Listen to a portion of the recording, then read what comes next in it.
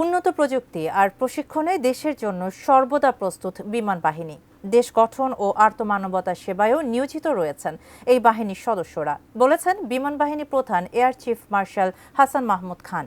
সশস্ত্র বাহিনী দিবস উপলক্ষে সকালে রাজধানীর তেজগাঁওয়ে মুক্তিযুদ্ধে খেতাবপ্রাপ্ত বিমান বাহিনীর সদস্য ও তাদের স্বজনদের সংবর্ধনা অনুষ্ঠানে তিনি এসব কথা বলেন।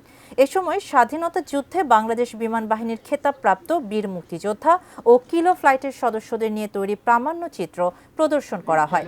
প্রধান অতিথির বক্তব্যে মুক্তিযুদ্ধে তাদের অসামান্য অবদানের কথা স্মরণ করেন বিমান বাহিনী প্রধান।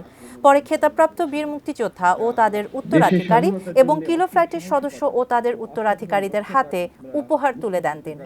সশস্ত্র বাহিনীর উপ অধিনায়ক, বিভিন্ন সেক্টরের অধিনায়ক ও সহ অধিনায়ক হিসেবে স্থলযুদ্ধ পরিচালনায় অংশগ্রহণ ছাড়াও নিজেদের জীবনকে বাজি রাখতেও কুণ্ঠাবোধ করেননি।